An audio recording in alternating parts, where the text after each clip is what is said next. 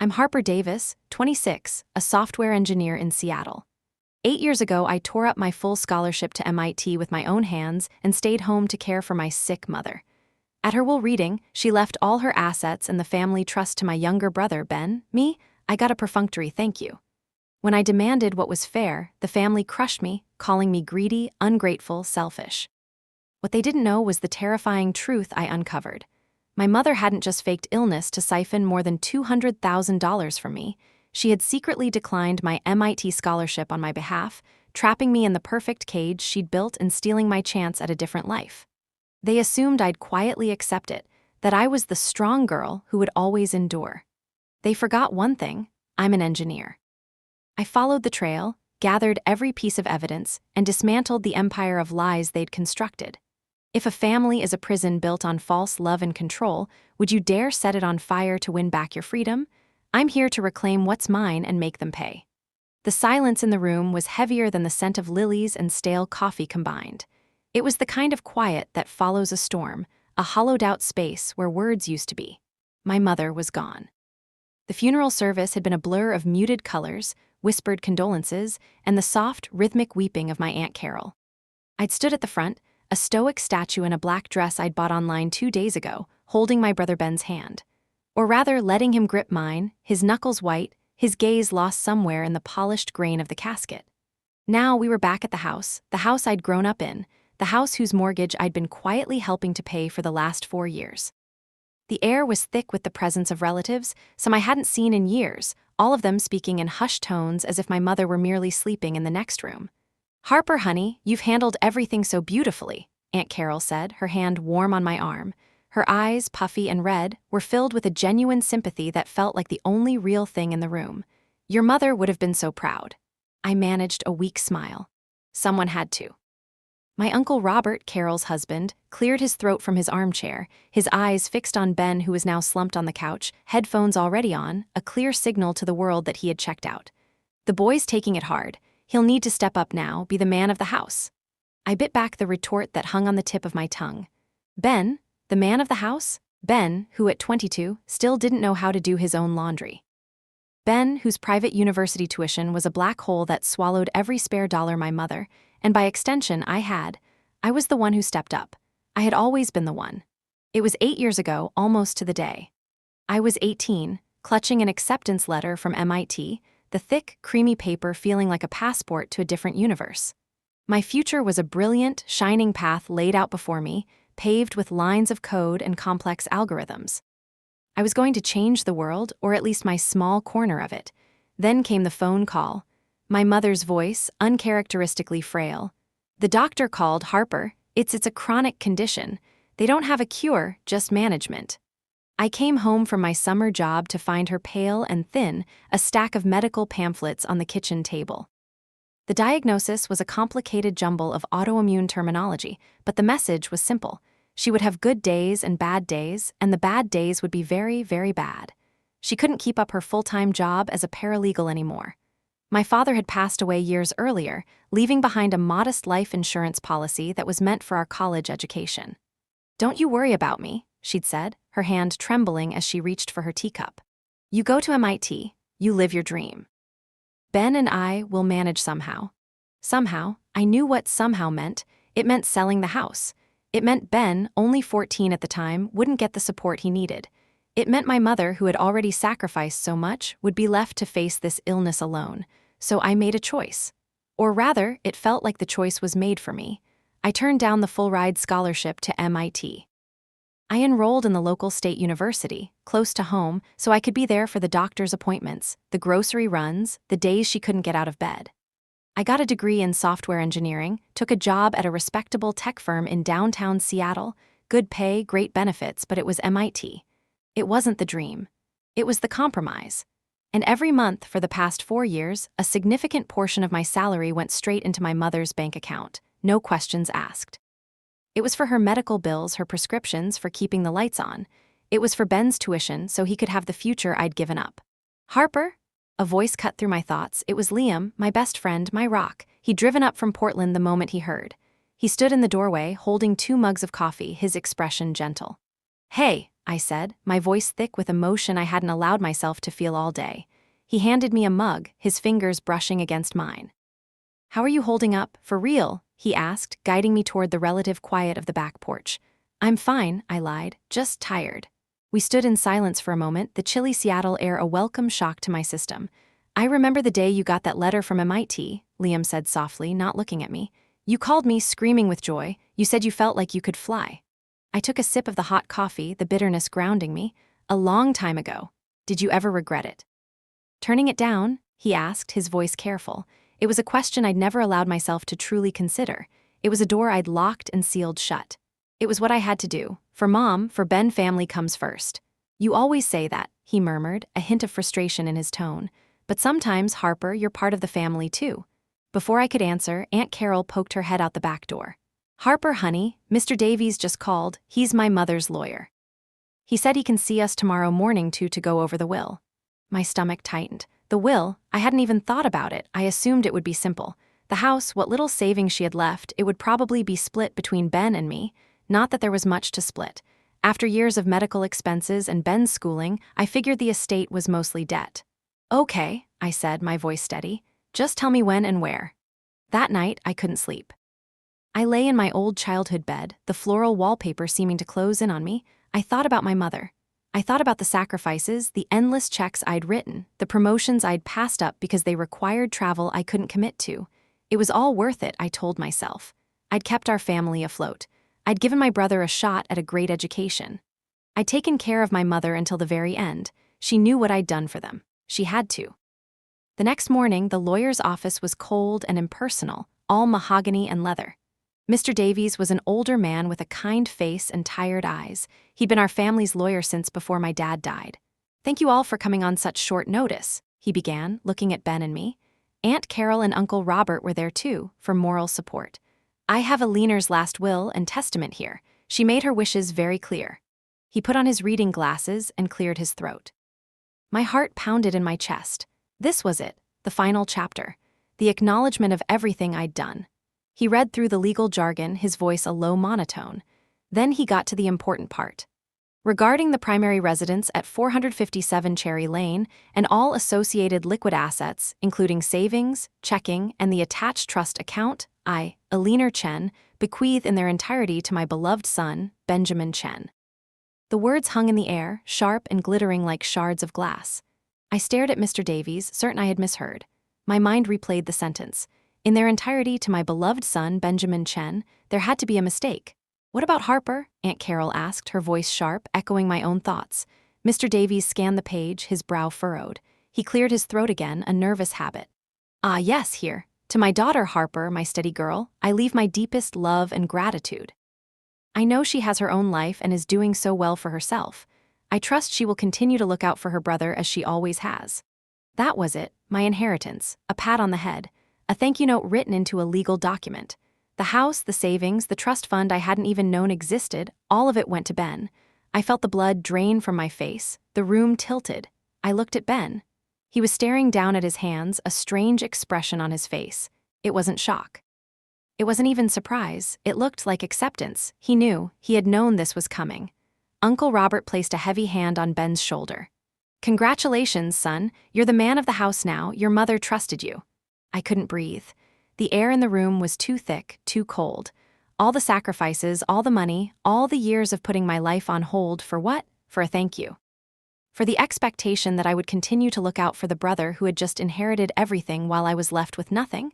There must be a mistake, I whispered, my voice trembling. Mr. Davies gave me a pitying look. I'm sorry, Harper. The will is ironclad. It was signed and notarized 2 months ago. Your mother was of perfectly sound mind. Sound mind. My mother, in her sound mind, had erased me. She had taken my years of sacrifice, my unwavering support, and decided it was worth nothing more than a passing mention. I felt a cold, hard knot of anger begin to form in my stomach, pushing out the grief, pushing out the shock. It was an anger so pure, so potent, it almost felt like strength. I stood up, my chair scraping against the polished floor. Every eye in the room was on me. Excuse me, I said, my voice dangerously calm. I need some air. I walked out of that office, leaving my family, my inheritance, and the life I thought I knew behind me. The cold Seattle air hit me like a slap in the face, but it wasn't cold enough to extinguish the fire that had just been lit inside me. This wasn't over. This was just the beginning. I walked without direction, the sounds of the city a dull roar in my ears. Each step was a tiny rebellion against the paralysis that threatened to take hold. I ended up at a small park overlooking the water, the gray sky bleeding into the gray waves of Puget Sound. A fairy horn blared in the distance, a lonely, mournful sound that echoed the hollowness inside me. I didn't know how long I'd been standing there when Liam found me. He didn't say anything at first, just came and stood beside me, a silent, solid presence against the chaos in my head. He knew, I finally whispered, the words tasting like ash. Ben knew. I saw it on his face. "I'm so sorry, Harper," Liam said, his voice a low rumble. He put his arm around my shoulders, and the simple act of human warmth was enough to shatter the dam I'd built. The tears came then, hot and silent, tracking down my cold cheeks. They weren't tears of grief for my mother, but tears of betrayal. "Everything," I choked out, the word catching in my throat. "I gave up everything, Liam, MIT, my 20s. I poured thousands of dollars into that house, into his education. I thought I was keeping her comfortable. I thought I was giving him a chance." "You did," he said firmly. "You did all of that. What she chose to do with it, that's not on you. It feels like it is. It feels like I was a fool. My steady girl, that's what she called me. It wasn't a compliment. It was a job description. The reliable machine that just keeps running, no maintenance required." He led me to a nearby coffee shop, a place with worn-out armchairs and the comforting smell of roasted beans. He sat me down and came back with a steaming latte, wrapping my hands around the warm ceramic. "So what are you going to do?" he asked, his gaze steady and serious. "I don't know," I admitted, my voice small. "Go home, I guess, pack a bag. I can't stay in that house. It's not my home anymore." Just as I said it, the bell on the coffee shop door chimed. My heart sank. It was Aunt Carol and Uncle Robert. They must have followed me. Aunt Carol rushed over, her face a mask of worried concern. Uncle Robert followed at a slower, more deliberate pace, his expression grim. "Harper, thank God we found you," Aunt Carol said, her voice a frantic whisper. "You can't just run off like that. We were so worried." "I'm not a child, Aunt Carol. I just needed a minute," I said, my voice flat. Uncle Robert planted his hands on his hips, his large frame blocking the light from the window. "A minute? You made a scene, Harper. You embarrassed the family in front of Mr. Davies. Your mother is barely in the ground, and you're throwing a tantrum over money." The accusation hit me like a physical blow. "A tantrum? Uncle Robert, did you hear what he said? She left me nothing. Not a single dollar, not a photograph, just an instruction to keep taking care of the person who got everything." "It's not nothing," he boomed, drawing the attention of the other patrons. "She left you her love. She acknowledged you. And she was right, you are doing well. You have a fancy tech job. Ben doesn't have anything yet. He needs that foundation. It's a parent's duty to provide for the child who needs it most." "And what about my duty?" I shot back, my voice rising. "What about the duty I've been fulfilling for the last 8 years? Who do you think paid for the new roof 2 years ago when the leak started? Who covered the property taxes last year when Mom's account was overdrawn? Who paid the emergency room bill when Ben broke his arm skateboarding and his student insurance wouldn't cover it? It wasn't a foundation, Uncle Robert. It was a safety net, and I was the one holding it." Aunt Carol looked shocked. "Harper, I didn't know it was that much." "Of course you didn't," I said, my gaze locked on my uncle.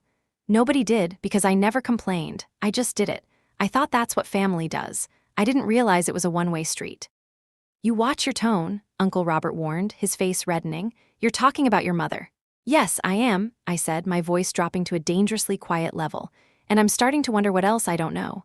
I stood up, leaving my half-full latte on the table. "I'm done with this conversation. Liam, can you give me a ride to my office? I need to pick up my laptop." The ride was silent. Liam didn't press me, he just drove, his presence a quiet comfort. My office was mostly empty, it being a Saturday. The familiar environment, the rows of monitors and whiteboards filled with code, felt like a lifeline to a world that made sense. A world where your value was based on your output, not on your perceived obligations. My manager, Maria, was there, working on a weekend project. She was a sharp, no-nonsense woman in her 40s who had been my mentor since I started. She took one look at my face, and her expression softened. "Chen," she said, her voice losing its usual businesslike clip. "You look like you've been through a war. I thought you were taking the week off." "I am, just needed to grab some things," I mumbled. "Is everything okay, with your family, I mean?" I hesitated, then the whole story just came tumbling out. The Will Ben, the steady girl comment, my uncle's accusations. I told it all in a flat, emotionless tone, like I was recounting a bug report in a piece of software. Maria listened patiently, her arms crossed. When I was done, she was silent for a long moment. I expected pity or maybe some corporate-approved platitude. What she said surprised me. "Good," she said. I stared at her. "Good? Yes, good. This is the best thing that could have happened to you, Harper. It's a wake-up call. You've been operating on a faulty assumption for years that your sacrifice would be recognized and rewarded. It rarely is, especially in families. Now you know the truth. You've been funding an investment that will never pay dividends. It's time to cut your losses and reinvest in your most valuable asset, yourself." Her words were blunt, almost clinical, but they sliced through the fog of my confusion. She wasn't telling me what I wanted to hear, she was telling me what I needed to hear. "I don't even know where to start," I confessed.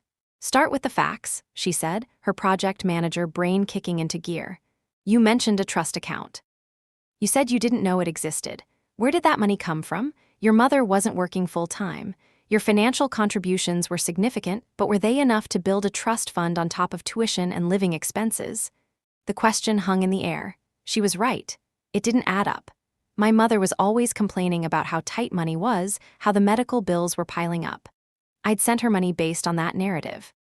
But if there was a secret trust fund, a fund large enough to be the centerpiece of an estate, where did that money come from? I packed up my laptop, a new, cold resolve settling over me.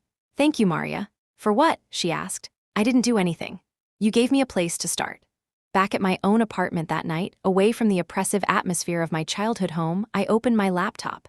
I wasn't just grieving anymore. I wasn't just angry. I was a software engineer. My job was to find the bugs in the system, to follow the logic, to find the truth hidden in the code. And the story of my family's finances, the story I had accepted without question for 8 years, was full of bugs. I pulled up my bank records, years of them, line after line of transfers to my mother's account. I started a spreadsheet, meticulously documenting every dollar I had ever sent her. As the numbers grew, a sick feeling began to churn in my stomach. The total was staggering. It was more than just helping out. It was the equivalent of a second mortgage. It was a down payment on a house. It was a future, my future. Then I remembered something. My mother had insisted on handling her own medical insurance. She said it was too complicated, that she didn't want to burden me with the paperwork. I'd just been relieved. But now I wondered. What if the bills weren't as bad as she said? What if the chronic condition was managed differently than I was led to believe? And the biggest question of all, the one Maria had planted in my head, echoed in the silence of my apartment. The trust fund. Where did it come from?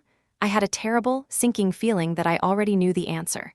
I had a feeling I had been paying for my own disinheritance all along. My quest for the truth had just begun.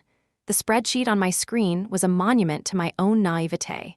Columns and rows detailing 8 years of financial transfusions.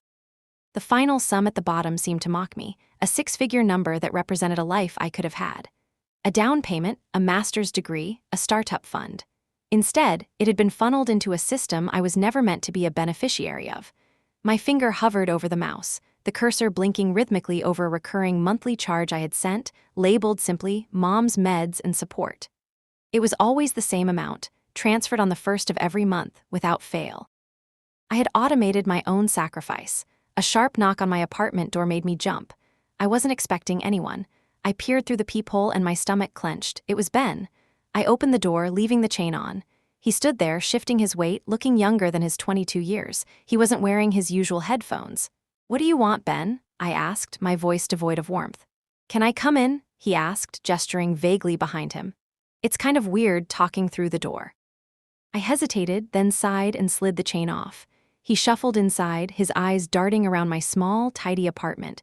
It was a stark contrast to the cluttered, lived-in chaos of our family home.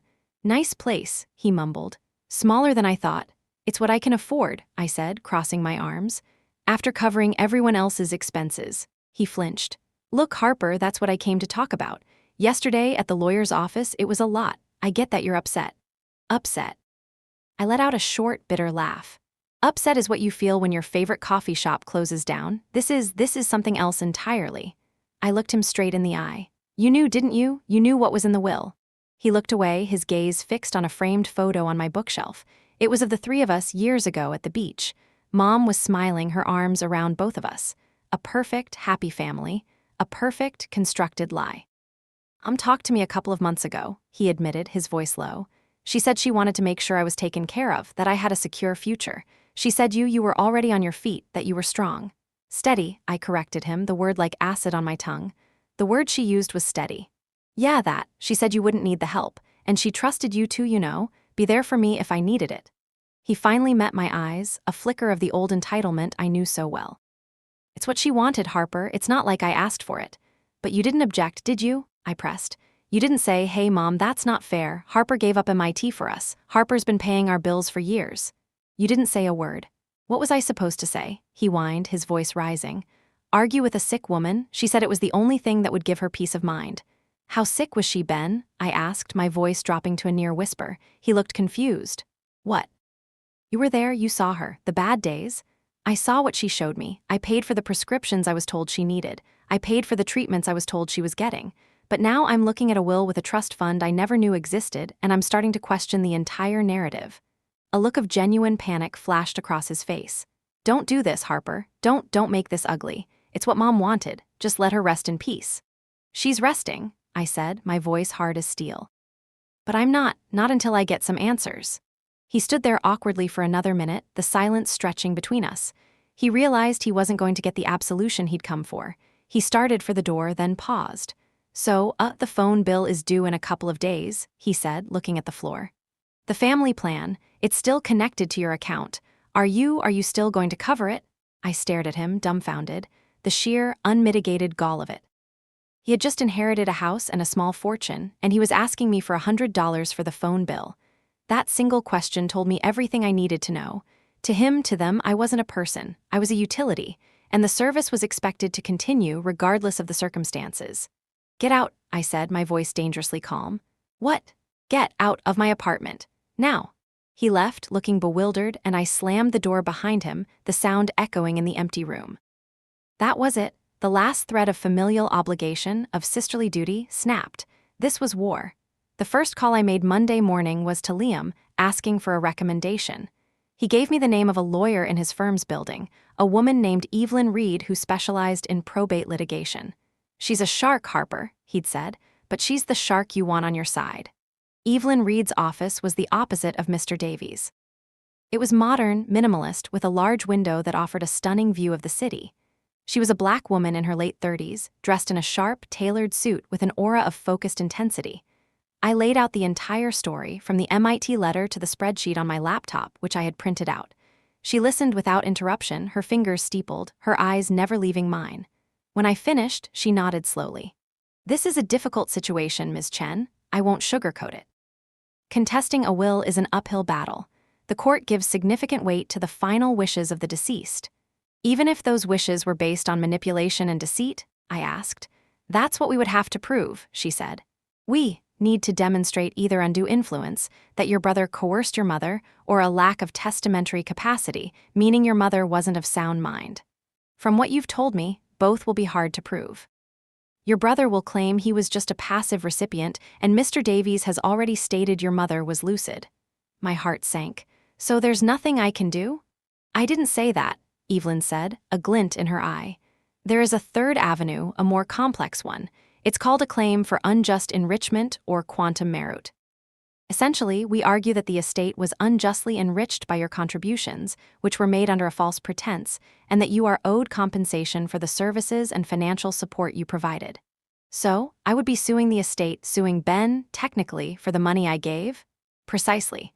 It turns it from a family squabble over an inheritance into a creditor claim. It's cleaner, less emotional, more factual. To do that, I need proof, not just your bank statements. I need proof of the deception. You mentioned medical bills. We need to see them, all of them. We need to know what her actual medical expenses were versus what you were told they were. We need to trace the source of the funds in that trust account. She leaned forward. You've been treated as an asset, Ms. Chen. Our job is to liquidate that asset and return its value to you. I left her office with a clear, defined mission, a list of tasks. It felt good. It felt like a project plan. Something I understood. As if on cue, my phone rang as I got into my car. It was Aunt Carol. Harper, honey, I'm so glad I caught you, she began, her voice syrupy sweet. Your Uncle Robert and I were just talking. We think this has all been a terrible misunderstanding. A shock. Grief does strange things to people. It's not a misunderstanding, Aunt Carol, I said, my tone firm. Now listen, Ben is all alone in that big house. He's your brother. He needs you. The family needs to pull together right now, not apart. Whatever you're thinking of doing, just stop. For your mother's memory. Don't tarnish it by dragging this through the mud. The only thing being dragged through the mud is the truth, I replied. And I'm going to find it, with or without your support. I hung up before she could reply. The lines had been drawn. They were closing ranks, trying to pressure me into submission with appeals to family and memory. They were counting on my silence. They were counting on my habit of putting everyone else first. They were about to find out that the steady girl had finally decided to stand up. That night, I started digging. I didn't have access to her medical records yet, but I had my own memory. I went back through old emails, searching for the names of clinics and pharmacies. Then I found it. An email from my mother from 3 years ago, forwarding a receipt for a large purchase. Just so you see where the money goes, honey. This equipment isn't cheap. The company was called Vitality Home Care. A quick search showed they supplied things like oxygen tanks, hospital beds, and other in-home care equipment.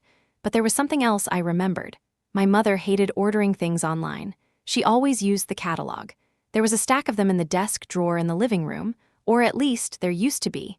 I had to hope Ben hadn't cleaned them out yet. I needed to get back into that house. But I wouldn't be going to make peace. I'd be going to gather evidence. The key felt alien in my hand, even though I'd used it 1,000 times. The lock turned with a familiar click, a sound that used to mean coming home. Now it felt like a break-in. I pushed the door open and stepped into the silence. Ben's car wasn't in the driveway. I'd waited until I saw him leave, heading out with a friend. I didn't know how much time I had. The house smelled the same, a mixture of my mother's rose-scented potpourri and old paper. It was a scent that used to bring comfort. Now it felt suffocating. I moved with a sense of urgent purpose, my footsteps muffled by the worn carpet. I went straight to the old secretary desk in the corner of the living room. It was cluttered with papers, just as she'd left it. Bills, junk mail, and yes, a stack of catalogs. I quickly found the one for Vitality Home Care. I flipped through the glossy pages, my heart pounding. There it was, the portable oxygen concentrator from her email. The price was listed, a staggering $4,000. A wave of guilt washed over me. I remembered the month she'd sent that receipt. I'd worked overtime for 2 straight weeks to make sure my next transfer to her would cover it without dipping into her other funds. But Evelyn's voice echoed in my head. Prove the deception. I took a picture of the catalog page with my phone. Then I started opening the drawers of the desk. The top one was full of pens, stamps, and paper clips. The second was where she kept her checkbook and bank statements. I pulled them out. My hands were trembling slightly as I opened the first statement from the month she supposedly bought the oxygen machine. I scanned the list of transactions, my eyes searching for a charge from Vitality Home Care. Nothing. I went through the next month's statement. Still nothing. I checked her credit card statements. Nothing. There was no $4,000 charge. The receipt she had forwarded to me. Was it even real? I pulled up the old email on my phone and looked closer. It was a standard digital receipt, but there was no order number. No transaction ID. It could have been easily faked. The money I'd sent hadn't gone to that machine. So where did it go? My eyes fell on a different set of documents tucked in the back of the drawer. They were statements for a brokerage account I never knew she had. An investment account. I opened the most recent one, and there it was. A series of deposits, month after month, regular as clockwork. The amounts weren't always the same, but they were significant. And then I saw the source of a large initial deposit 5 years ago, proceeds from life insurance policy, Daniel Chen. My father's life insurance. The money that was supposed to be for our college education. I'd always assumed it had been spent years ago, used up to keep the house running after he died. But she hadn't spent it all. She'd invested it. This was the seed that had started the trust fund, and my monthly contributions, they were the water that made it grow. A car door slammed outside. Ben was home. My blood ran cold. I shoved the statements back into the drawer, my movements clumsy and loud. I had to get out. I slipped out the back door, my heart hammering against my ribs, and hurried down the side of the house, praying he wouldn't see me from the window. I didn't stop until I was in my car and halfway down the block. My hands were shaking on the steering wheel. This was bigger than I thought. This wasn't just a matter of my mother being sick and making a poor decision in a will. This was a calculated, long-term plan. She had built a narrative of financial hardship and medical crisis, and I had been her primary source of funding. The next day, I met with Evelyn and laid out what I'd found. The fake receipt, the brokerage account, my father's life insurance money. Her expression was grim. "This is exactly what we needed, Harper. This establishes a pattern of financial deception. She wasn't just leaving you out of the will, she was actively soliciting funds from you under false pretenses to enrich the very estate she was planning to give to your brother." She picked up her phone. "I'm going to file a motion to subpoena her full medical records and a complete accounting of all her financial assets. This is no longer just a probate dispute. There are elements of fraud here." 2 days later, the official letters from Evelyn's office were delivered. One to Ben, as the executor of the estate, and one to Mr. Davies. The legal machine was now in motion. The blowback was immediate. First, a text from Ben. "What the hell, Harper? I'm getting letters from a lawyer. You're suing me? After everything Mom did for us." I didn't reply. Then came the call from Uncle Robert. He didn't bother with pleasantries. "You've gone too far," he barked into the phone. "This is a disgrace, airing the family's dirty laundry in public. Your mother would be ashamed of you. I forbid you from continuing this nonsense." "You forbid me?" I asked, a cold calm settling over me. "You have no authority over me, Uncle Robert. You have no idea what was really going on. I know that a daughter's job is to honor her parents, not drag their name through the mud for a pile of cash," he yelled. "You're selfish. That's what this is, pure selfishness." "You're right," I said, and the admission seemed to stun him into silence. "I am being selfish. For the first time in my life, I am putting myself first. And you know what? It's about damn time." I hung up. But the worst was yet to come. That evening, I was scrolling through my social media feed when I saw a post from Aunt Carol. It was a picture of my mother, smiling, holding a bouquet of flowers. The caption read, "My heart is broken watching my beautiful sister's memory be torn apart by greed." She gave everything she had to her children, but sometimes even a mother's love isn't enough for some people. "Praying for my nephew Ben as he has to endure this painful ordeal all alone." The comments started rolling in. Friends of the family, distant cousins, people I'd known my whole life. "Ben is such a good son. He was always there for her. I can't believe it, after all Eleanor did for her." Some people just have no gratitude. It's the way this younger generation is. They were writing the story, casting me as the villain. The ungrateful daughter, the money-grubbing sister. They were using my mother's memory as a weapon against me. The public shaming was designed to make me feel isolated, to make me back down. For a moment, it worked. A wave of doubt and shame washed over me. Was I doing the right thing? Was I destroying my family over money? Then I looked at the spreadsheet still open on my laptop. I looked at the picture I'd taken of the catalog, the faked expense. I thought about the lie I had lived and funded for 8 years. This wasn't just about the money, it was about the truth. It was about reclaiming the years and the future that had been stolen from me, one lie at a time. I closed the social media app. Let them talk. They were reacting to a story. I was armed with the facts. A week later, Evelyn called. "We got the records, Harper, the medical records." I held my breath. And they are very interesting," she said, a hint of something sharp and triumphant in her voice. "Your mother's autoimmune condition was real. She was diagnosed 8 years ago, but her doctor listed it as stable and well-managed for the past 6 years. Her prescriptions were generics, costing less than $50 a month. There were no major procedures, no hospital stays, no need for any in-home medical equipment." The final piece of the puzzle clicked into place. The lie wasn't that she was sick. The lie was in the degree of her sickness. She had taken a manageable condition and weaponized it, using it as a shield for her financial machinations, a tool to elicit my sympathy and my money. "But the trust fund," Evelyn continued, her voice all business now. "That's the main event. Your monthly contributions weren't just supplementing her income. After she paid for the actual minimal household expenses, the rest, nearly 70% of what you sent her, was transferred directly into that brokerage account. Month after month, you weren't just keeping her afloat, Harper. You were the primary investor in the trust fund that she bequeathed to your brother." I sank into my chair, the phone feeling heavy in my hand. It was true, all of it. I hadn't just been written out of the will. I had paid for it. I had financed my own erasure. The betrayal was so complete, so profound, it was almost elegant in its cruelty. But with that final confirmation, the last of my doubt vanished, replaced by a cold, clear certainty. I was going to get it back, all of it. The discovery phase of a lawsuit is a slow, grinding process. It's not like the dramatic courtroom showdowns you see in movies. It's a war fought with paper, motions, interrogatories, requests for production of documents. Team Ben, led by Mr. Davies, who looked increasingly out of his depth, tried to block us at every turn. They filed motions to seal the financial records, citing privacy. They argued that my mother's medical history was irrelevant. Evelyn was relentless. She countered every motion, her legal arguments precise and devastating. The plaintiff's financial contributions were solicited for the express purpose of covering medical and living expenses, she argued in one filing. Therefore, the nature and cost of those expenses are not only relevant, they are the central issue of this entire case.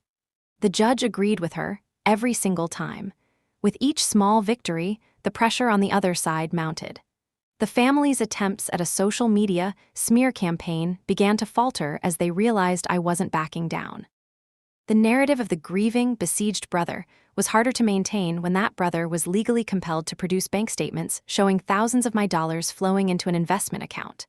One evening, I was working late when Maria, my manager, stopped by my desk.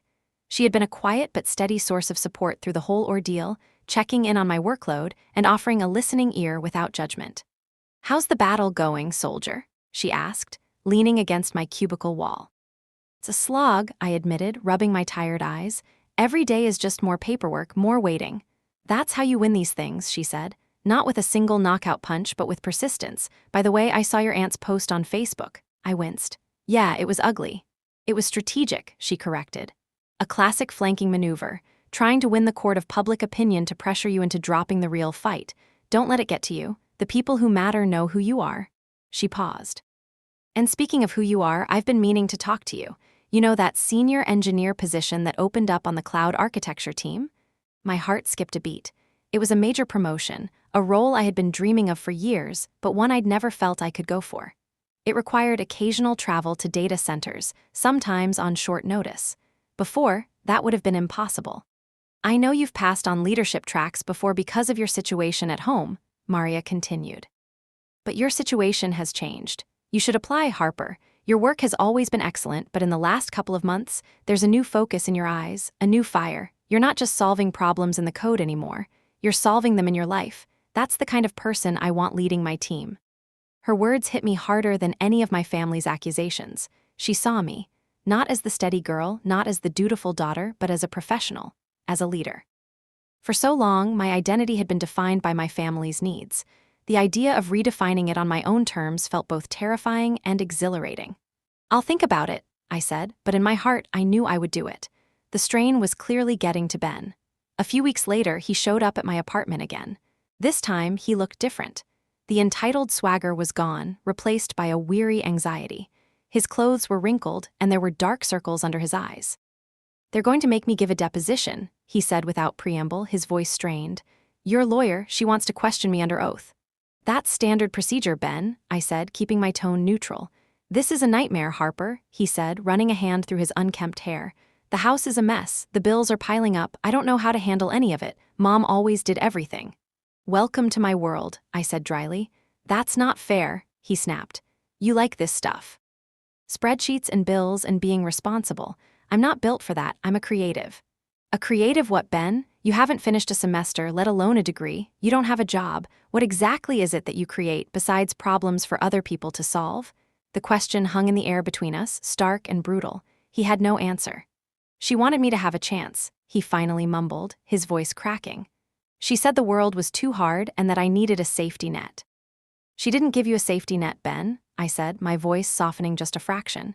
"She gave you a cage, a gilded one maybe, but a cage nonetheless. She never taught you how to be an adult, and she stole from my future to pay for it." I took a deep breath. "This lawsuit isn't about punishing you, it's about correcting a massive financial injustice. What happens after that, that's up to you. You can learn to stand on your own 2 feet or you can fall, but I'm not your safety net anymore." "I can't be." He left looking more lost than ever. I didn't feel triumphant. I just felt sad. Sad for the brother he could have been, and for the family we could have been, if not for the slow poison of my mother's lies.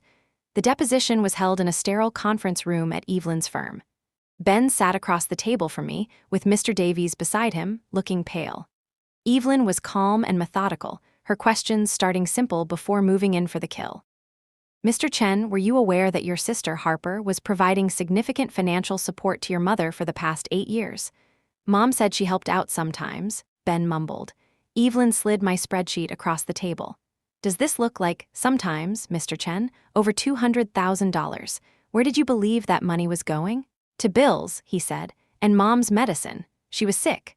Was she sick enough to require a $4,000 oxygen machine? Evelyn asked, placing a photo of the catalog page on the table. I think so. She said she needed it. And yet, her bank statements show no such purchase.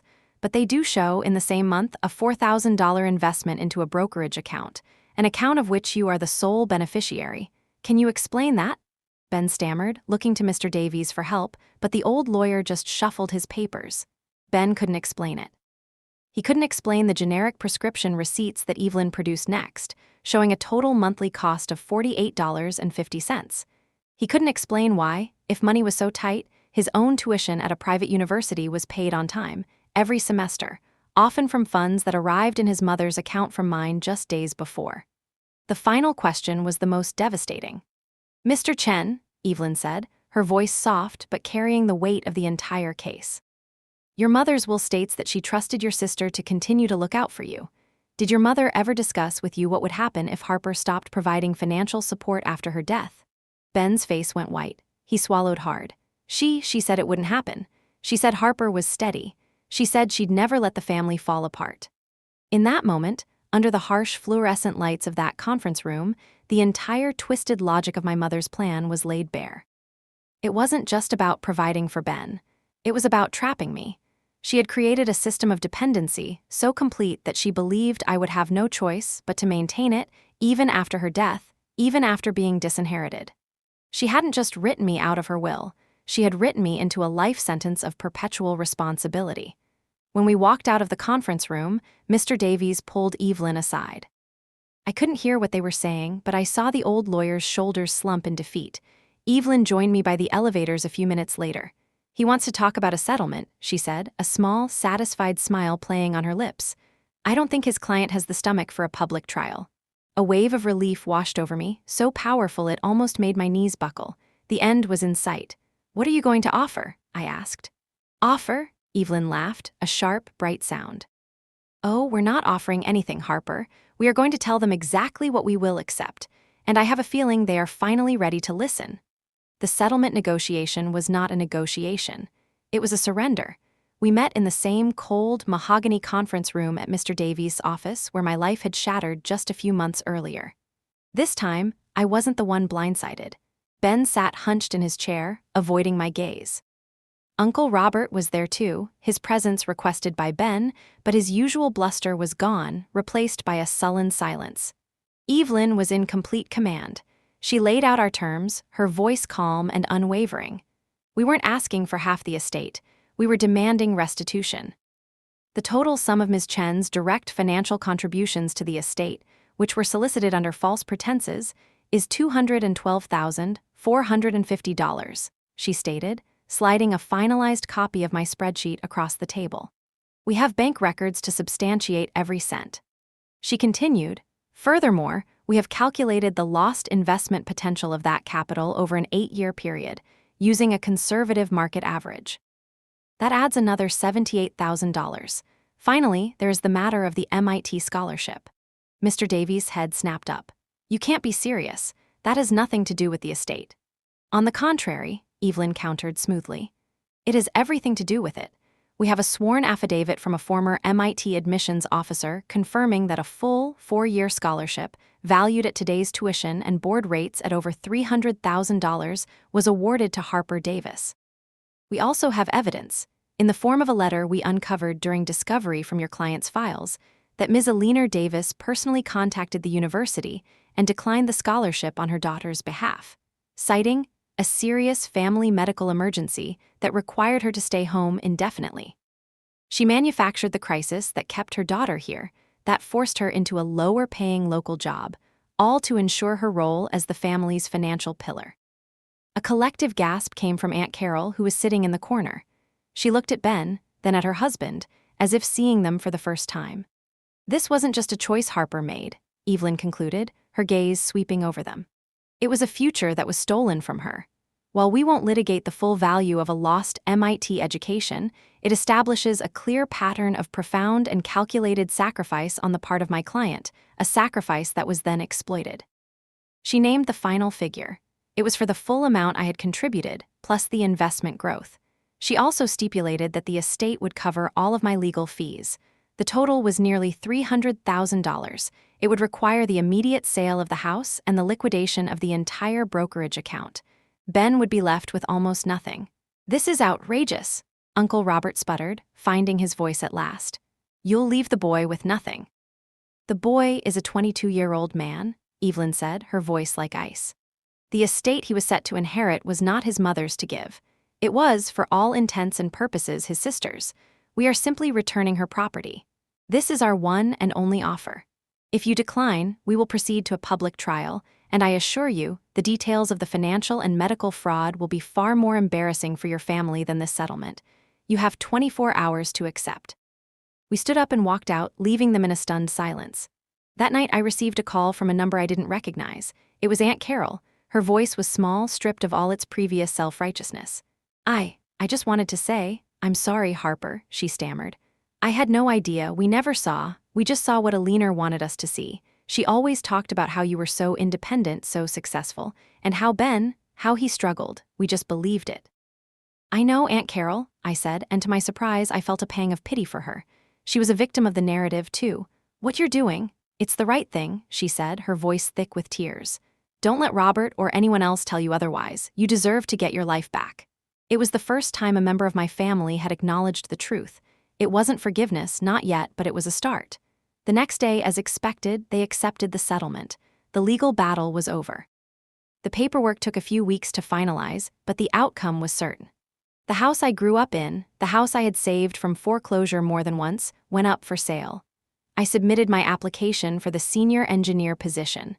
The interview process was rigorous, but for the first time, I felt I could speak about my accomplishments with genuine, unreserved confidence. I wasn't just Harper, the steady girl who kept things running. I was Harper Davis, the engineer who had designed the scaling solution for our company's flagship product. I was a problem solver. I got the job. The day the settlement funds were wired into my account, I just stared at the number on my screen. It wasn't a windfall. It wasn't a prize. It was a reimbursement. It was the sound of a cage door swinging open. I paid off my student loans in a single transaction. I started a new investment account, my own. And I made a phone call to the admissions office at MIT, not to re-enroll, but to set up a donation.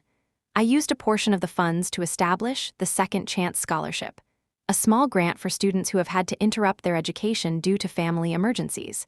It was a way of closing the circle, of turning my stolen past into someone else's hopeful future.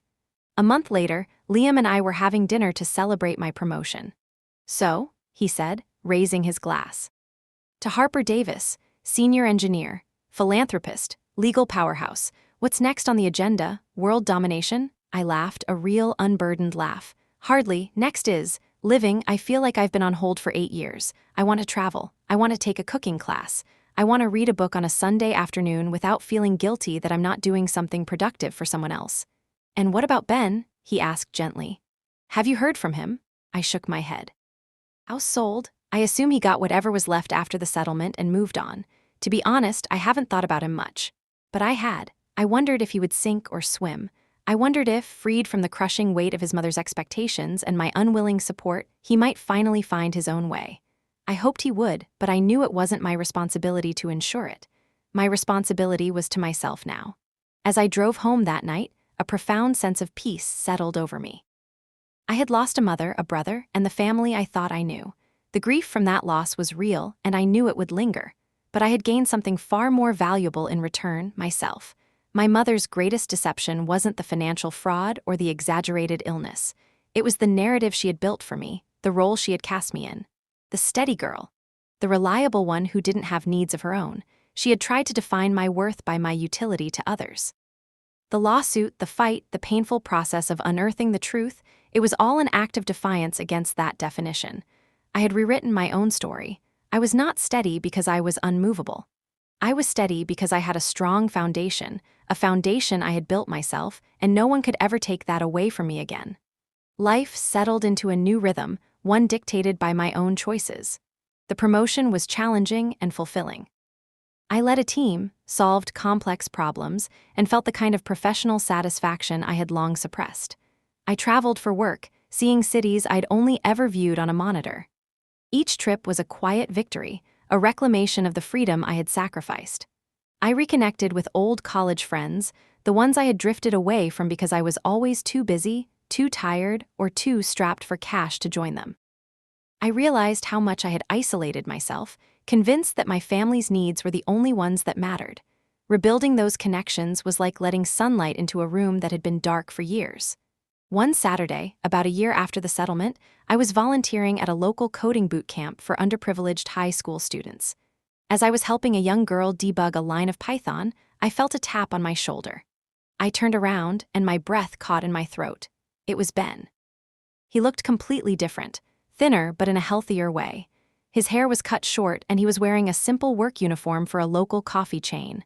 The lost, anxious look in his eyes was gone, replaced by a quiet, weary clarity.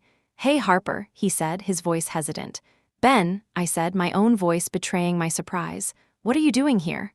"I work down the street. I saw you come in," he explained. Can we talk for a minute, outside?" We stood on the sidewalk, the city's weekend buzz all around us. For a long moment, neither of us spoke. "I got a job," he said finally, gesturing to his uniform. "It's not much, I'm a barista, and I'm taking one class at the community college, just one, business basics. It's hard." "I'm sure it is," I said, my tone neutral. He took a deep breath. "I wanted to say I'm sorry, for everything. I know it's too late and I don't expect you to forgive me, but I needed to say it." He looked at me, his eyes filled with a sincerity I had never seen from him before. "You were right. Mom's plan, it wasn't a safety net, it was a trap, for both of us. After the house was sold, after the money was gone, I was completely lost. I had no skills, no idea how to even pay a bill. For the first time in my life, there was no one to call, no one to fix it for me."